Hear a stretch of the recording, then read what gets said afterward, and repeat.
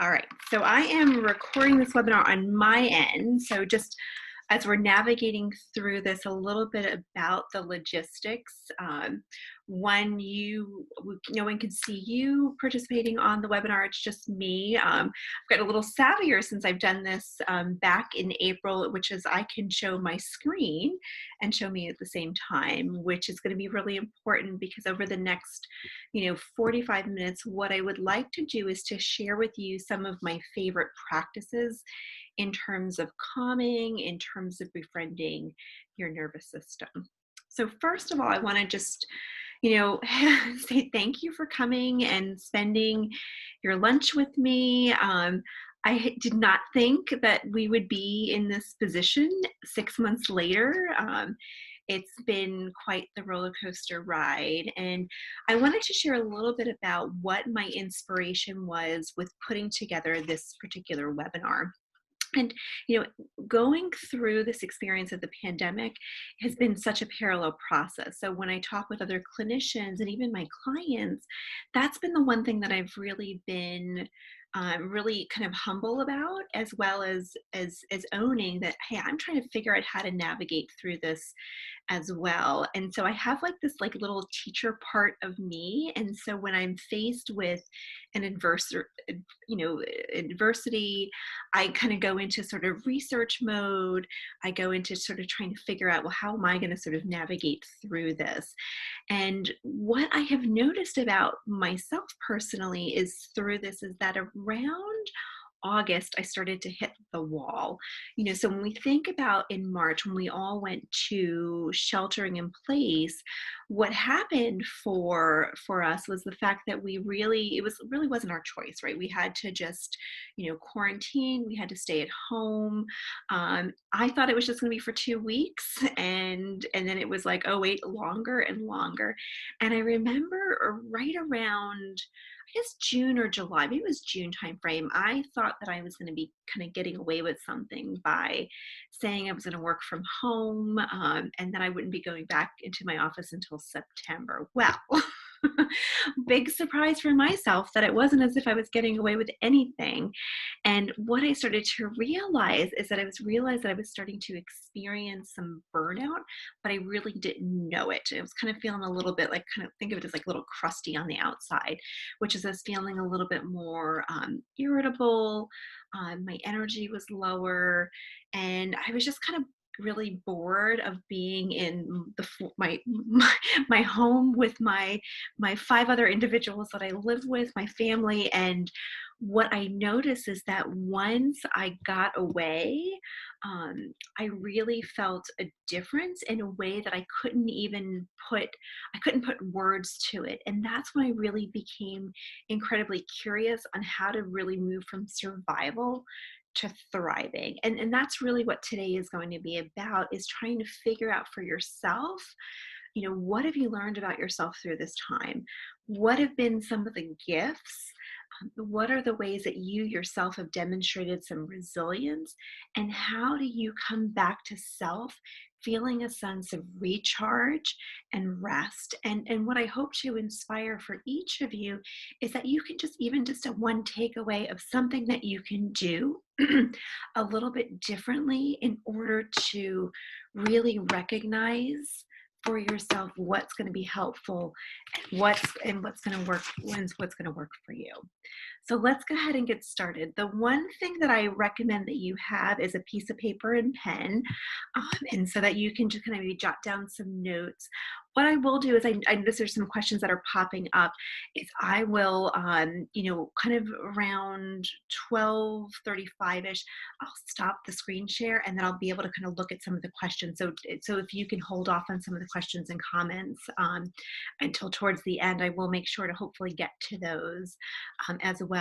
If you'd like a copy of the slides, what I will do is I will send an email sharing the slides that I'm going to share for today.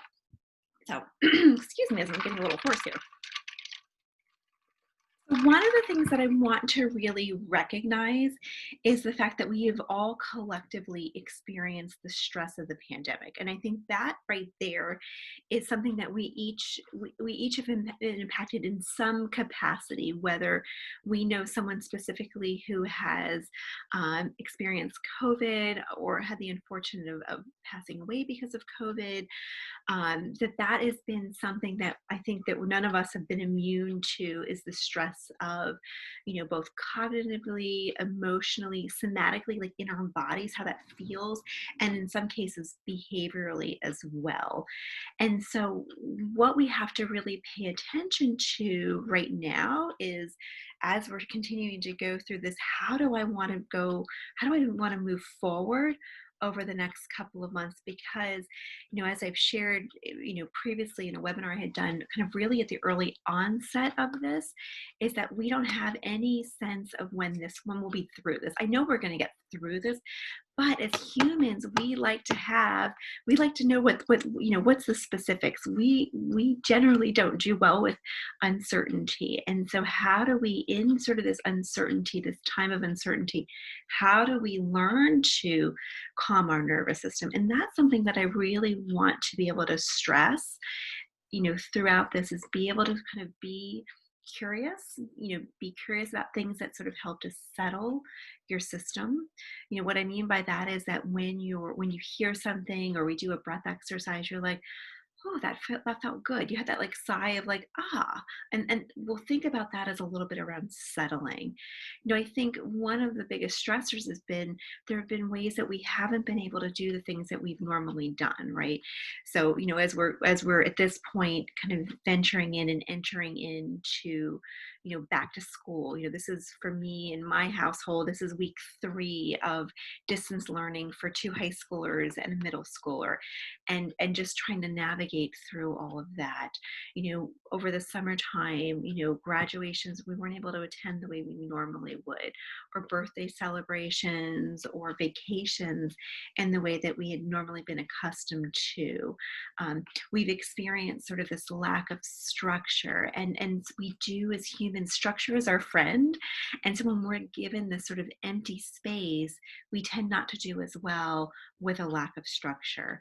I mentioned sort of sheltering at home with 5 other individuals in my home. So like that too much proximity, and then that not enough connection with others, where maybe it's been extended family, or if you live alone, being able to have human contact in the way that you're normally been accustomed to. A sense of boredom. I'm definitely seeing this amongst the teenagers and others. Just like, what am I looking forward to?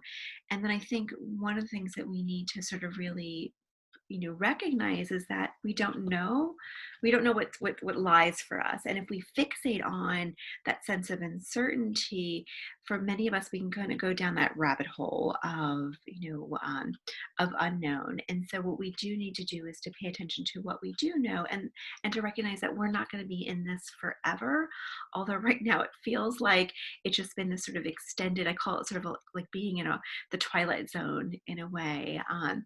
I recently had listened to Brene Brown, has a fabulous podcast, Unlocking Us, and her most recent episode, I guess the first one to launch season 2, she referred to it as day 2, which really is about being in the messy middle. And that's kind of what we're in, is that messy middle. And so part of it is, how do I recognize for myself, what does that look like, and how do I kind of move from being in survival or like white knuckling it, to saying, okay, what can I do to start to thrive? What can I do to really take my day to day and take it to the next level? Okay. What we do know is that our thoughts can either be our allies or they can be our enemies. So this idea of kind of what you focus on expands. So if I focus on what's not going well, that's all I'm going to see. If I focus on the uncertainty, if I focus on the fear, but instead, being able to take a step back and say, okay, what things are in my control? Some of that starts with, how do I start my day? Do I go right to like picking up my phone and sort of scrolling, whether it's news feeds or Facebook or social media? Or do I start my day with a moment of quiet or a moment of pause and really recognize for you what works, right? What feels good, what feels a sense of, being able to sort of take care, what feels a sense of safety in your body. Because what we do know is our input of what we're viewing can certainly impact our day. It's not about going through, the day with our head underneath the sand, but really being mindful of, what you're choosing in terms of viewing. What are you watching on TV? What are you watching on Netflix? How does that impact how that feels in your nervous system? And I'm going to give you some more specifics and more practical tools in terms of what to look for and what that's going to look like. One of the things is as humans, we don't like to fill in the blank, right? We like answers. We like to have someone plug in the answers for us. And so that I think lends itself to really that sense of uncertainty that we're experiencing, right now. So, one of the first things that I want us to do collectively is I want us to be able to be in a space to really kind of notice breath. And so, the first thing that I want to teach you is just how to anchor to breath. So, we think about our breath is our remote control of our nervous system. So, even as I just kind of organically did this, like hand on chest, hand on heart, as a way to settle. And so, allow yourself, so both feet on the ground and just kind of taking a breath in through your nose and exhaling through your mouth. And just start to notice. So, breathing in through your nose, good, and breathing out. And I want to invite you to do one other thing, which is hand on forehead. And you can do eyes closed or looking to the side. And just recognize as you do that and you settle into your body. And allow yourself just to notice what that feels like. And this is going to be something we're going to keep coming back to if we think about anchoring to breath as a way to sort of be in your body. So, what I want you to do is, I'm going to kind of walk you through a checklist. And I want you just kind of maybe to jot down some notes and to really allow this to be a place of inquiry and allow this to be almost like a little bit of a self care audit. So the first one is, how are you feeling today? And just take notice. What are you noticing in your body? What are you noticing? How do you feel? What's coming up for you? Right? How are you sleeping? Right? Our sleep hygiene is so critical to sort of move us through this. And so am I falling asleep easily? Am I staying asleep? Am I having trouble sleeping? Am I waking up multiple times throughout the night? So just kind of be able to sort of tune in and to see kind of what does your sleep look like right now? How are you doing with uncertainty right now? What are you doing to maintain social connection? Initially, we would hear about social distancing, and I loved early on and through the pandemic of this reframe of physical distance, right? As humans, we're wired for connection. So having social distance is really kind of counterintuitive. And so being able to look at, I'm still having physical distance, but what am I doing to connect with others? What am I doing to be intentional? I know we've gotten really creative in terms of how we're doing that. I know a lot of us can feel a little zoomed out by this point, but am I out in the park? Being around others. Am I? And even though as we're masking up, am I using my eyes to smile and make connection with others? So how am I? How am I connecting with others? How am I getting along with others? As another idea is, to kind of check in, how are the people around me affecting me, right? And so we want to really be mindful. If you notice that others in your home or others you're around are kind of in a bad mood, like not allowing that to define how your day is going to be. And I know that's really easier said than done, but sometimes it's kind of creating that sense of that boundary of what I'm going to let in. being able to look at, okay, what's the tone of your self-talk? Is my critic sort of, driving the bus, or am I introducing more, self-compassion? Self-compassion would look like, okay, I'm doing the best that I can, or I'm able to get through this. And lastly, what are you doing to take care of yourself? This was a particular handout diagram that I had found probably early in the pandemic, and I think initially we were in sort of the fear zone, right? As we were, grocery shopping for the first time, as we were trying to navigate, kind of doing takeout, or doing things that we were able to, kind of figure out how we're going to kind of move through this. And so here we are 6 months later, and it's almost, I did the webinar I had done originally about surviving, navigating the quarantine. I think I did that April timeframe. So, 5 months later, where are you now? And so be able to kind of look at it, and if we can see, we sort of move through from like fear zone to learning zone. But what I want to do is to really invite you to look at, what is the growth zone? What is that going to look like for you? What are some things that can cultivate a sense of novelty? What are some things that you can do to really take charge, to take ownership, to feel a sense of agency? So when we have choice, we actually feel good. It's when we feel that sense of trap, like I have no other option. So be able to think about, what is it in my life right now that I have some choice around? Early through the pandemic, it was, okay, you had choice about, one of the things we have choice around is, social media. We have choice about, how often are we listening to the news, or what we're viewing. And I think that really still plays a role right now. But then moving into other ways that we have choice, what time am I going to bed? What am I watching right before bedtime? What am I doing for fun?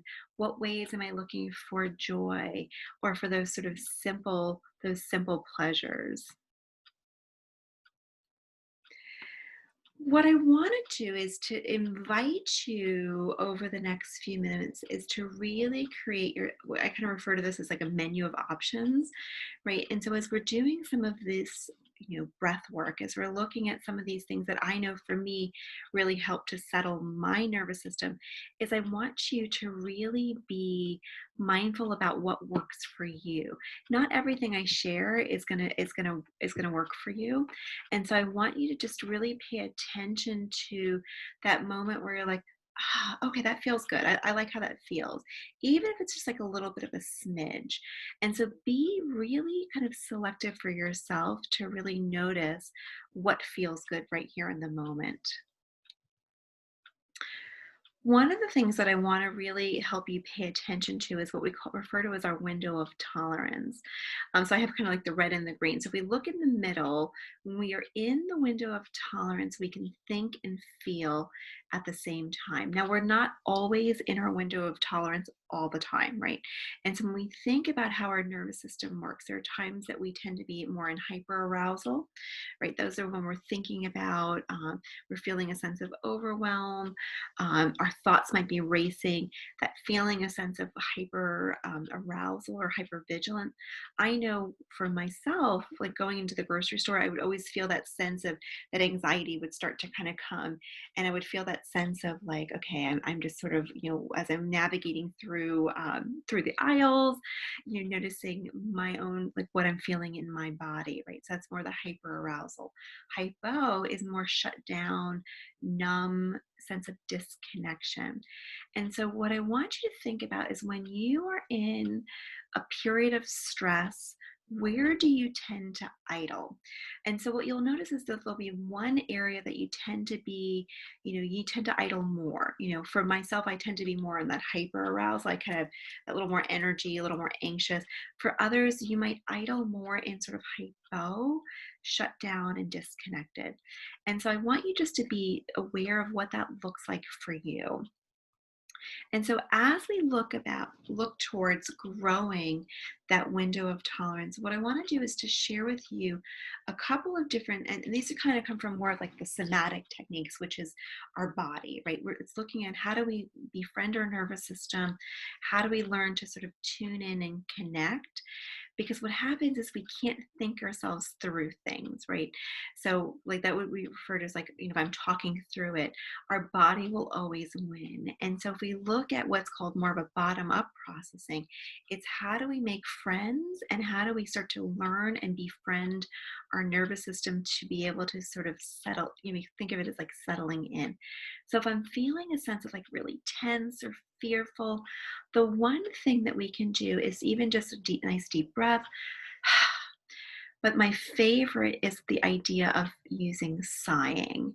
And this has been something I've been kind of teaching throughout the pandemic, which is just, I kind of call it your lesson in sort of sighing, which we kind of do organically anyway. If I'm feeling really stressed and feeling overwhelmed, and we just kind of walk around, and we're like, right? I go downstairs and I see a dish full of, a sink full of dishes. It's like, right? That's that frustration, right? That sigh of frustration.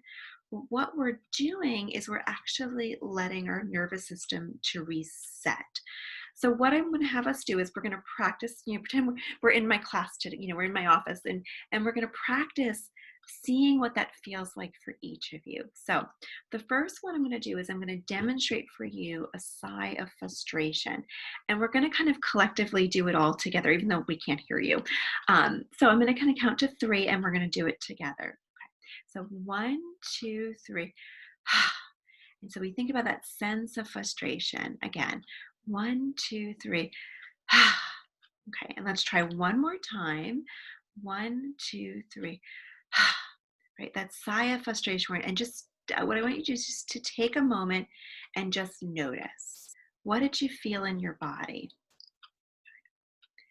And now what I want to do is I want to have you do a sigh of contentment. Okay. So you're just having a good day and you're like, okay. So that sense of sigh of contentment. We'll do it again. So 1, 2, 3. And just notice how that feels a little bit different. Do it one more time. 1, 2, 3. And even just to notice the difference between frustration to the sense of contentment. And now for my favorite one, we're going to do kind of a sigh of awe. So if you're like a puppy person, if you're a baby person or a little kitten person, so I want you to kind of get an image of kind of what speaks to you. Okay. And then we're going to kind of do this sort of sigh of awe. So I'm thinking about this cute little puppy I saw last weekend. Okay. So 1, 2, 3. It's like, aw. Okay. And we'll do it again. 1, 2, 3. Aw. Okay, and one more. 1, 2, 3. Oh, okay. And so just notice the difference. And if I had a picture right there, that's where I would look at it. It's just think about like in your mind's eye when you see that image and like, and just notice. I know for me, even just doing the sighs, I'm feeling a little bit more energized. I'm feeling actually a little bit more alert. And so pay attention to what that feels like. So now if we move into more of this, like I'm feeling frozen, this could be even sort of like this, like I'm in shutdown, disconnecting. Orienting means looking around. So what I want you to do is to look around the space that you're in and just notice what you see. And you want to be able to sort of orient. So look to your right. So to my right, I see, got my favorite lamp that I had from my office that says Paris on it. It has this beautiful distressed gray, and it always makes me happy.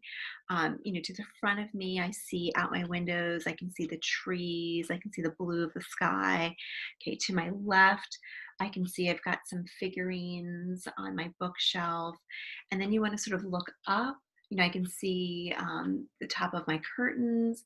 And then looking behind you, I've got my mirrors behind me. And so what we're doing is we're kind of getting out of that frozen sense and we're just sort of moving around, right? And so just notice what that feels like in your body.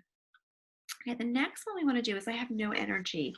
I'm feeling slow and thinking is looking at ways to do some grounding. And there's lots of ways that when we hear grounding that we can use. But one of my favorites to do is the 5, 4, 3, 2, 1.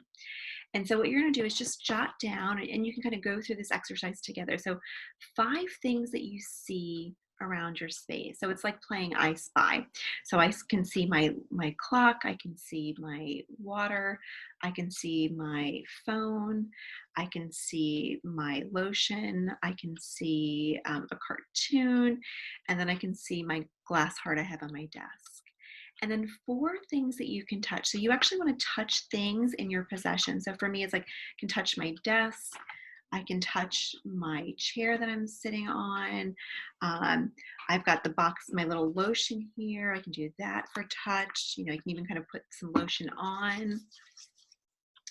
And then I can sort of touch my pen. So being able to actually grab things. So if we were doing this, you know, if we were going to elaborate on this, it would be actually putting a collection of things that you can use to be able to kind of use, and refer to it as like a calming box or a coping box. This other space, so touch, then it could be things that you can hear. So like here, I like was rubbing my hands. I can hear the sound of my sound machine. I can hear the sound of my voice. And then we look at smell. So I just put some lavender lotion on, so I can smell the lavender, and then I can, you know, smell the shampoo in my hair. And then for taste, if you have nothing to kind of taste, actually getting the saliva in your mouth helps to calm your system, helps to kind of kick in your parasympathetic nervous system. And then I've got water right here.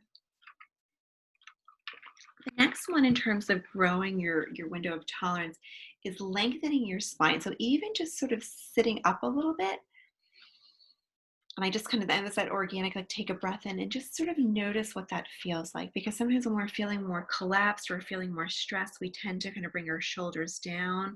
But being able to sort of sit up as a way to lengthen our spine. And then the last one, when you're feeling a sense of overwhelm, being able to kind of lift your chin up, again, is going to help to elongate your spine as well. So just kind of jot a note and take notice of what one resonated for you. Again, thinking about you're creating a sense of a menu in terms of options that really are going to be helpful for you for befriending your nervous system. The next thing I want to move us in, and this comes from the work of Deb Dana. So Deb Dana is a wonderful translator for Stephen Porges's polyvagal theory. And what I love about her work is that she really translates it in a way I feel like it's really user-friendly, um, as a way for us to understand. And so one of the things that she teaches is about a sense of anchors. And so I want to take you through this particular script, and I want you to just jot down and notice who would be in your anchors.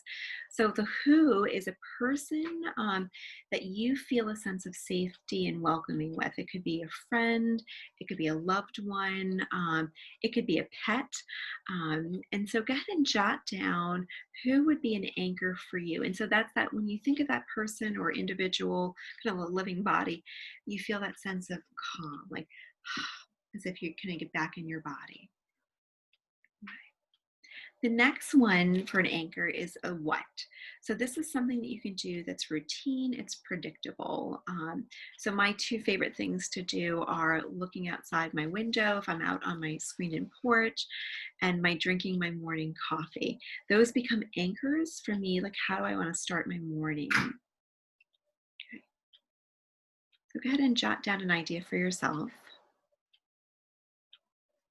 And the next one is the where. So this is a place that you can go. And again, it can be an actual place. It can be a place in your home, or it can be somewhere that a memory that you've been to that you can travel in your mind's eye.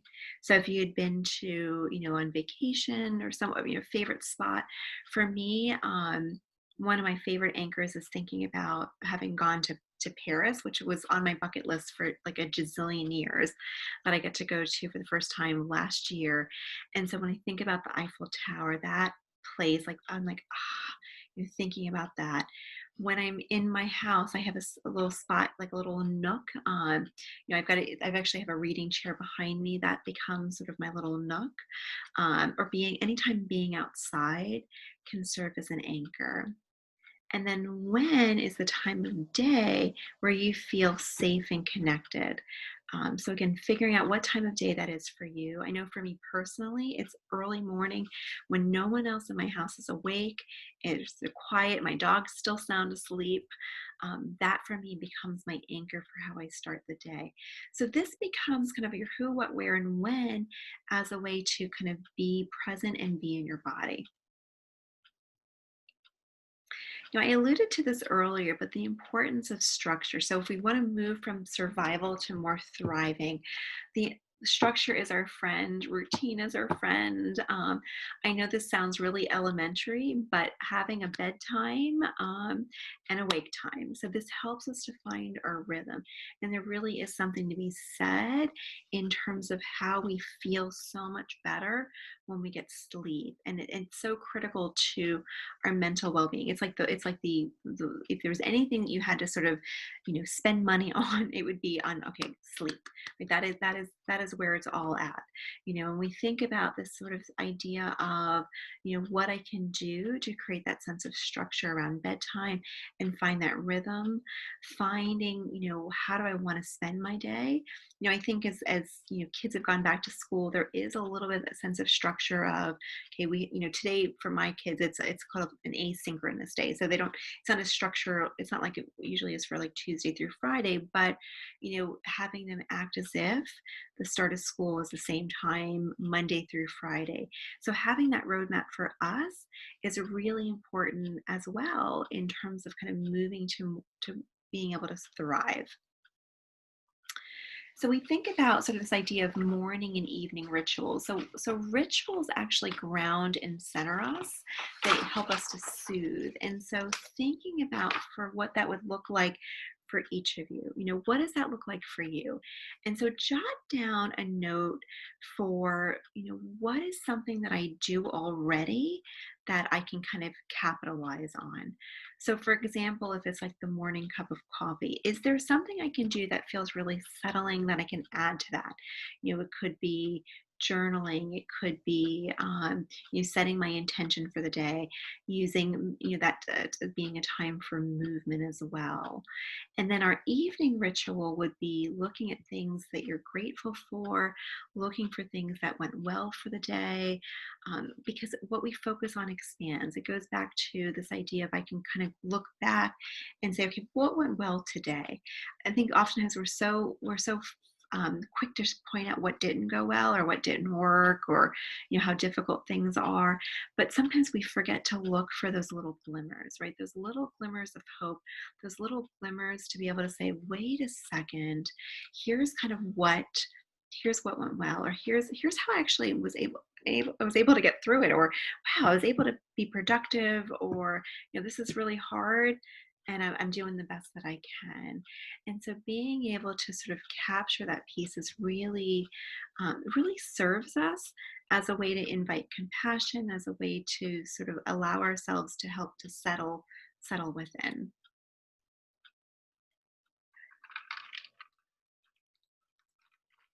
Now I've shifted this a little bit. So initially I had sort of, I called it the quarantine nook. And so now I'm like thinking of it as like the pandemic retreat and nook. And so I really want you to pay attention to where can you find a little spot in your home. It could even be your closet as long as it's not triggering for you, but that you can find this little spot that you can sort of, your little hideaway. It might be the bathroom, it might be your closet, it might be, a little spot in the corner. For me, it's my little reading chair, and I've got this basket next to it where I have all my things, my journals, my word searches. I've got a weighted blanket in there, and it's like this way of saying, okay, like sometimes if I need a timeout, being able to sort of kind of go into your little nook or your little retreat, and you have everything you need right there.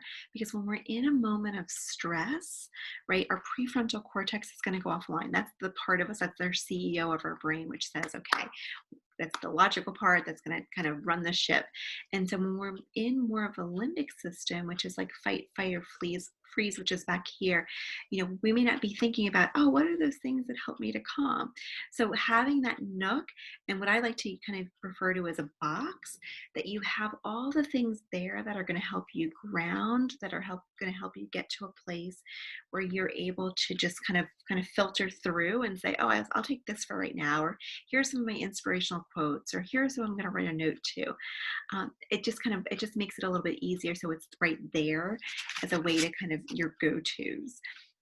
So here are some other ideas in which to elaborate on that. So when I did the 5, 4, 3, 2, 1, even capturing things from that particular list as those ideas as to what I can put into my box or into my nook. And so thinking about things, one, that you feel a sense of calm. It could be vacation spots. It could be, I'm big on sort of pictures of animals, if that's something that sort of speaks to you. But being able to find things that really, again, you're noticing when I feel a sense of calm in my body. Those are the things that you want to be able to capture. Touch, it could be, I mentioned sort of a blanket or a weighted blanket, holding a rock in your hand. I have a glass heart that I keep on my desk as a weight, and it it's a paper weight, and so being able to hold it, you hold it in your right, and then moving it to the left, and just notice what that feels like as a way to get grounded and to be back in your body. Music. One of the things that really shifted for me when I came back, I guess it was mid-August when I came back from the beach, was I had heard the song that became I was like, this is going to be my pandemic song. It was a Jason Mraz song called Have It All. And I heard it, I was picking up my dog from the kennel, and I was like, okay, that's what I want to do to capture.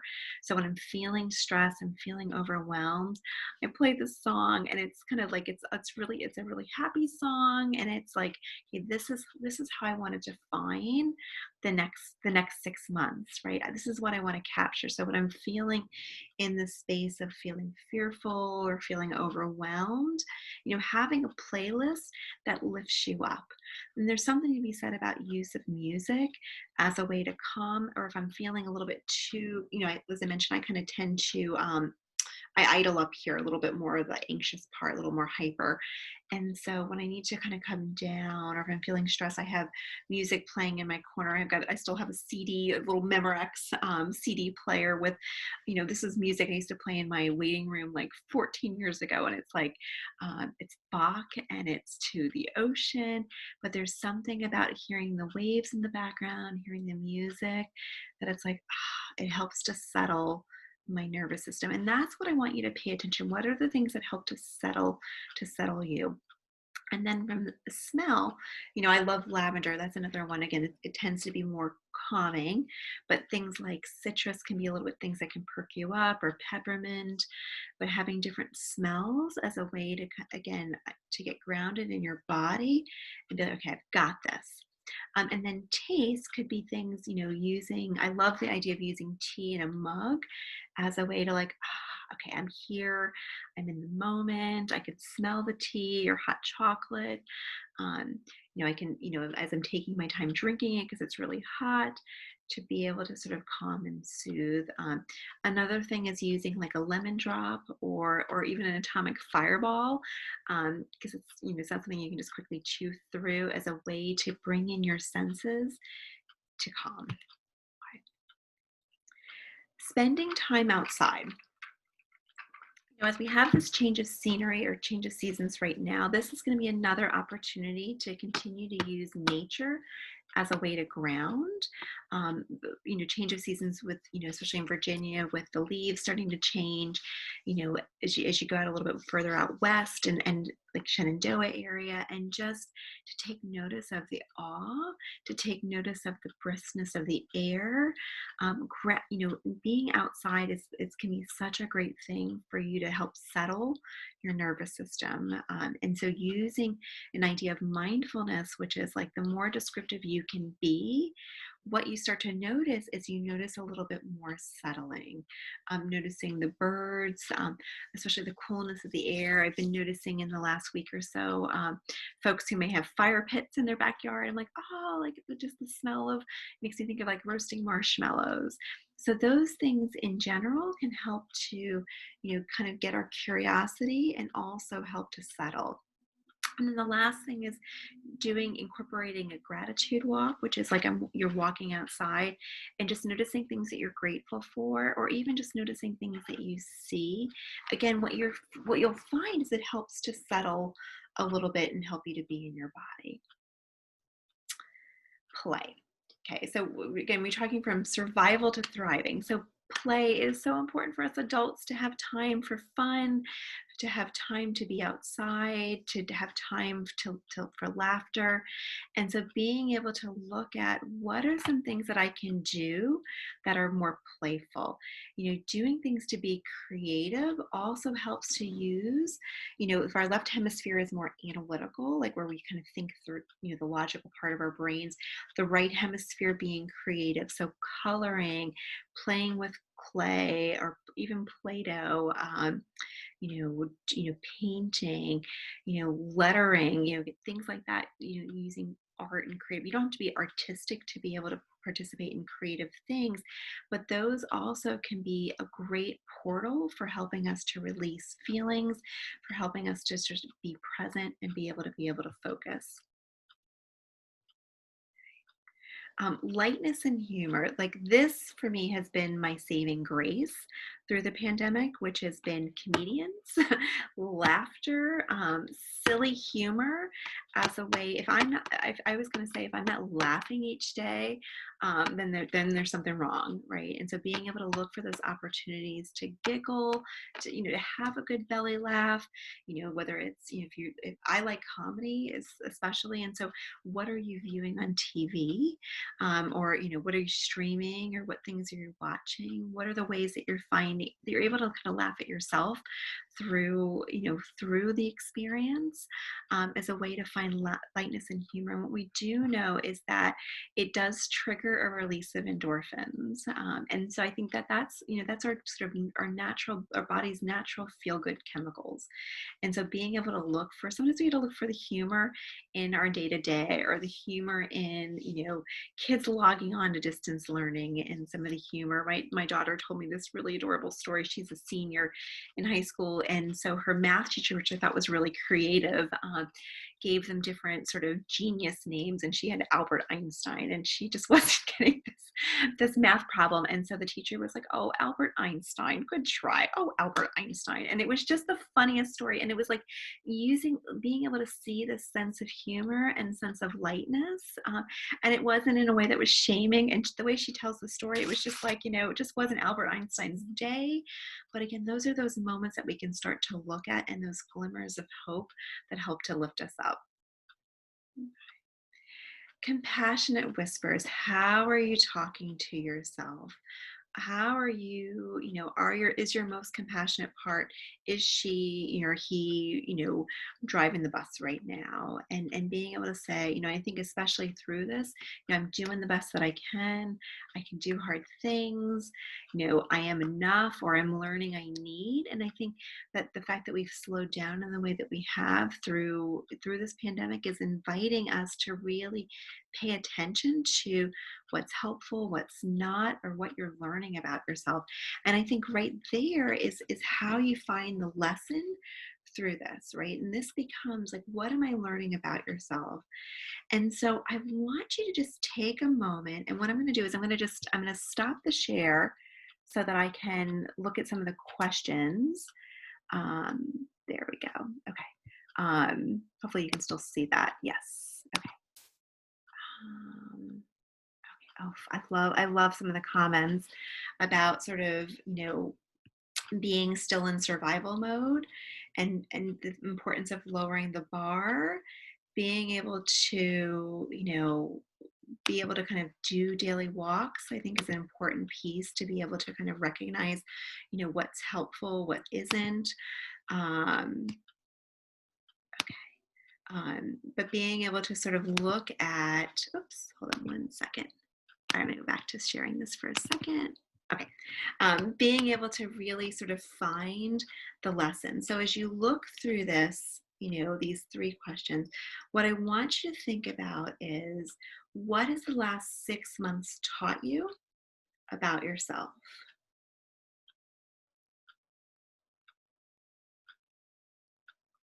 What surprised you most about yourself through this time?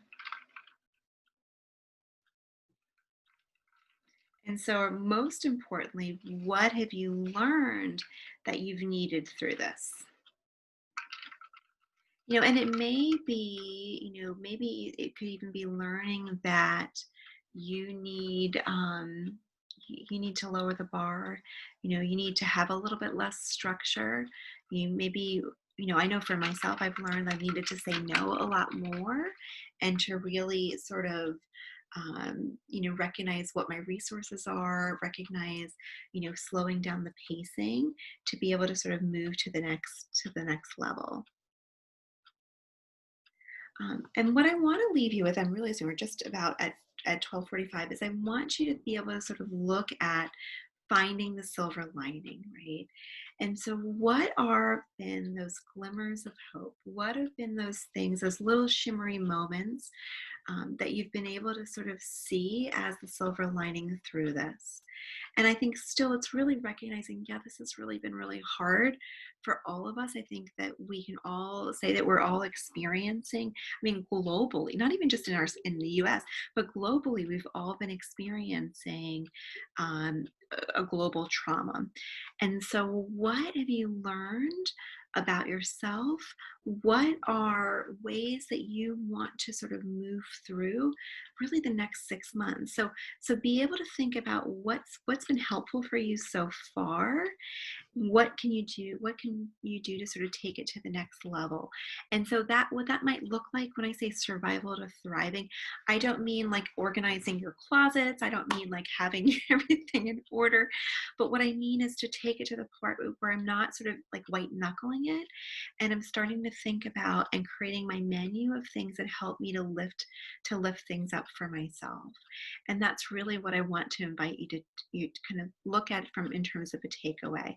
So I want to just thank you for joining me for the last 45 minutes. I hope, again, my hope and my intention behind this sort of mini webinar was just to give you some resources to put in your toolbox, some reminders, some ways for you really to take things to the next level, and to really think about, what is it that you're wanting to do for yourself?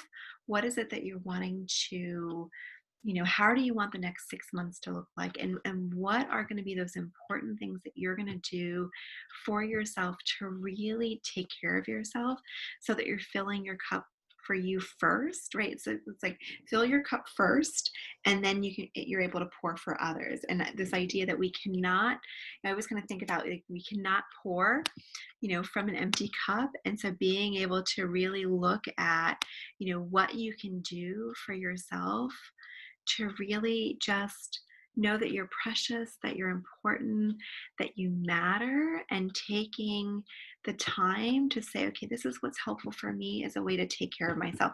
Because we are, like, I think that survival part, we're going to be there we're going to be there for a little longer. But I really want you to take this to the next level, and to really look at ways that you can start to thrive. So thank you for joining me. If you'd like, I will send the handouts for you, the slides, and be well, be safe. And thanks again for taking time to hang out with me for the last 45 minutes. All right, everyone, take care. Bye bye.